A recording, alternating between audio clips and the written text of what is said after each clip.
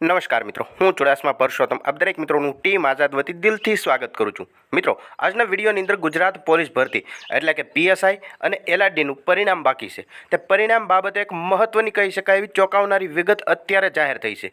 જે હા મિત્રો, શું છે સંપૂર્ણ વિગત જો તમે પણ જાણવા માંગતા હોય તો ખાસ કરીને વિડીયોને અંત સુધી અવશ્ય જુઓ। તમે અહીંયા જોઈ શકો છો આ અપડેટ છે તે દીપક રાજાણી સાહેબ દ્વારા પોતાના એક્સ એટલે કે ટ્વિટર એકાઉન્ટના મારફતે આપવામાં આવેલી છે કે કોન્સ્ટેબલ અને પીએસઆઈના પરિણામ બાબતે ભરતી બોર્ડ કરી રહ્યું છે કવાયત।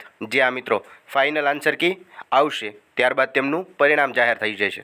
જો કે પ્રોવિઝનલ આન્સર કી ગયા બાદ તેમને અંદર જો કોઈ વિદ્યાર્થીને વાંધા લાગતા હોય તો વાંધા અરજીઓ મંગાવી લીધેલી છે અને ફાઇનલ આન્સર કીની ઉપર પ્રોસેસ ચાલતી હશે। મતલબ કે પ્રોવિઝનલ આન્સર કીની અંદર સુધારા વધારા શક્ય હશે તો તે થશે અને ત્યારબાદ ફાઇનલ આન્સર કી જાહેર થશે અને ફાઇનલ આન્સર કી બાદ કોન્સ્ટેબલ અને પીએસઆઈના પરિણામ માટે ભરતી બોર્ડ છે તે કવાયત કરી રહ્યું છે।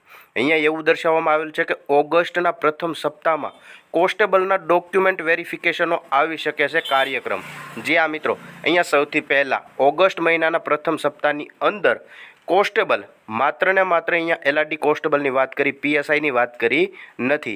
તેમનું ડીવી એટલે કે ડોક્યુમેન્ટ વેરિફિકેશનનો કાર્યક્રમ આવશે અને ત્યારબાદ પરિણામ જાહેર થશે। જે આ મિત્રો તમે અહીંયા જોઈ શકો છો, સૌ પ્રથમ કોન્સ્ટેબલનું ડોક્યુમેન્ટ વેરિફિકેશન થશે અને ત્યારબાદ પરિણામ છે તે જાહેર કરવામાં આવશે। મતલબ કે લેખિતના જે માર્ક્સ છે તે ઉમેદવારો જોઈ શકશે, તે પરિણામ જાહેર કરવામાં આવશે અને કોન્સ્ટેબલના પરિણામની જાહેરાતના લગભગ 1 મહિના બાદ આવી શકે છે પીએસઆઈનું પરિણામ, એટલે કે સપ્ટેમ્બરના અંત સુધીમાં પીએસઆઈનું પરિણામ આવી શકે છે।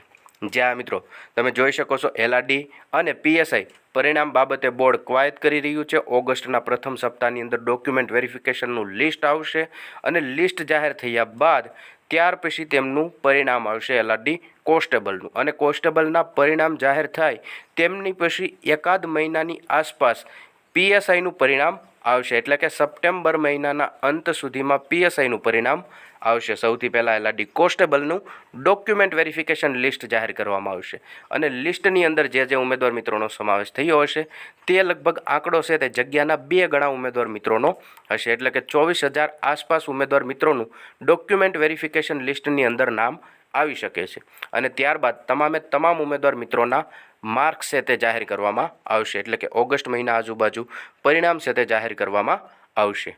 આવી રીતે એલઆરડી કોન્સ્ટેબલ અને પીએસઆઈને લગતી મહત્ત્વની કહી શકાય એવી પરિણામ બાબતે જે ચોંકાવનારી ઘટના હતી તે દીપક રાજાણી સાહેબ દ્વારા પોતાના એક્સ એટલે કે ટ્વિટર એકાઉન્ટના મારફતે આજે આપવામાં આવેલી હતી, જે વિડીયોની અંદર આપણે વિગતવાર જોઈ। આવી નવી માહિતી જોતા રહેવા માટે હમણાં જ ચેનલને સબસ્ક્રાઈબ જરૂરથી કરી લેજો।